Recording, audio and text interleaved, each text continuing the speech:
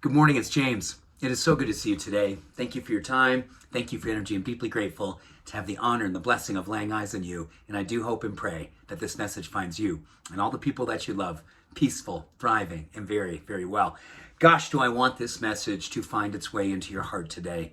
This is such a beautiful, beautiful study on the power of ritual, the opportunity to claim your spiritual path, and to give yourself permission to practice to such a degree that no matter what comes at you, no matter what you're experiencing, no matter what unpredictable hard thing is going on in your life or comes out of nowhere and just kind of hits you up against your life and you say, wow, what do I do now?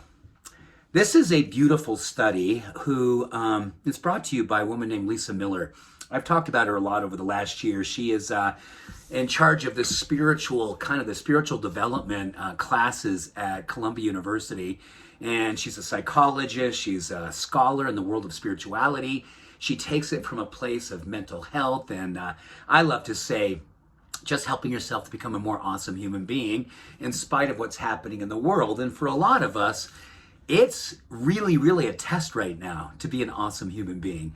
But I really believe that's what we're all here to be. And this study will underscore the things that I think you're probably already doing.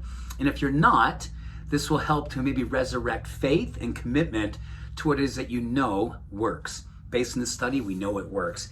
So Lisa Miller, who is famous for looking at the awakened brain. She's been studying spirituality for decades and really looking at how it literally changes the brain, the structure of the brain, the chemistry of the brain, the protection of the brain, the power of the brain, and all coming down to having rituals in our life. She talks about the fact that when we have a predictable ritual, and this is very interesting. I was looking up the etymology of the word ritual. It simply means a proven way of doing things that proves to give you greater peace. Wow, a proven way of doing things that proves to give you peace. And this could be a breathing practice, prayer, meditation, taking a walk. Whatever it is that you know helps you to feel a sense of, the word here now is equanimity, how to help you return to center.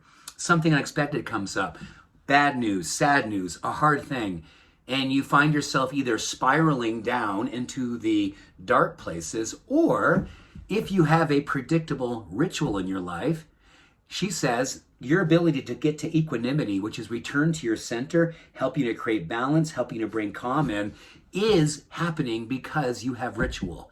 She says the way in which ritual changes our brain is that when stuff that's hard happens, rather than going into a downward spiral and getting lost in the dark spaces and losing ourselves, having predictable rituals literally lifts us into a place where we feel faithful, hopeful, protected, and we don't lose ourselves. She went on to talk about the fact that when we have a strong ritual in our life, whatever that spiritual ritual is for us, it helps us to change the brain to better protect itself. Let me say that again. This is really important. When we have predictable rituals, it actually changes our brain so it feels, almost if you will, in a faithful way, our brain has this sense of faith and hope that it knows how to protect itself and not get lost in dark places. So I hope I've explained this to such a degree, and now I want to land with one last study that she did. All of this, having ritual, protecting our brain, knowing that we have equanimity, helping us return to center. She said for people who are ones who know they have a place to go in ritual, they know it's a predictable place they'll give themselves every single day. So we're not just doing this when it's hard.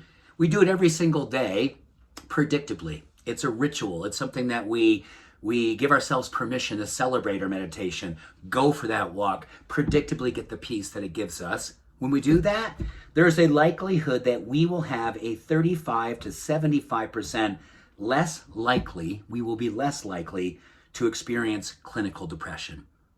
Let that one really find its way in. 35 to 75% less likely to experience depression based on each and every day you practicing your spiritual rituals, which help us to protect our brain, help us to achieve equanimity, to return to center, and keep moving forward on the path. Let's keep moving forward on the path. Beautiful stuff. lots to think about, lots to be hopeful about, lots to pray about, and do it with action. Much love. All blessings. Bye for now.